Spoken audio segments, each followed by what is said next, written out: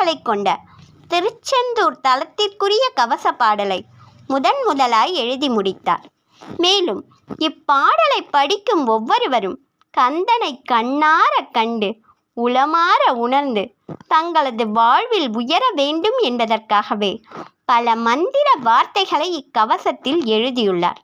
வீரனின் உடலை போர் உடைகள் கவசமாய் இருந்து காப்பதைப் போல் நம் மனதையும் உடலையும் இக்கவச வரிகள் காவலாய் நின்று காக்கும். கந்தசஷ்டி கவசத்தை பாலதேவராயர் சுவாமிகள் அரங்கேற்றிய தலம் ஈரோடு அருகில் உள்ள சென்னிமலை சுப்பிரமணிய சுவாமி திருக்கோவில். சஷ்டி கவசத்தில் வரும் சிரகிரி வேலவன் எனும் சொல் சென்னிமலை இறைவனை குறிக்கும். சிரம் என்றால் தலை, கிரி என்பது மலை. எனவே சிரகிரி என்பது தலைமலை அல்லது தலையான மலை என்று கந்தன் குடிக்கொண்டுள்ள சென்னிமலையை குறிக்கிறது. சஷ்டி கவசத்திற்கு தங்களது மனதை பறிகொடுக்காதவர்கள் யாரும் இல்லை.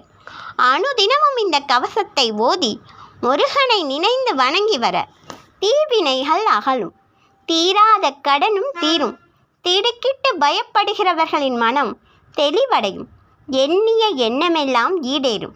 மழலை செல்வம் வேண்டி சஷ்டி கவசம் படிப்பவர்களின் மடியில் மகனாய் வந்து தவழ்வார் நம் முருகப்பெருமான். இன்னும் சஷ்டி திதியில் இப்பாடல் பாடப்படும் போது கூடுதல் பலனை பெற்றுத்தரும். சஷ்டி திதியில் சொல்லப்படும் கவசம் என்பதாலும் இப்பாடல் சஷ்டி கவசம் எனப்பட்டது. நன்றி. இதன் தொடர்ச்சி அடுத்த பதிவில்.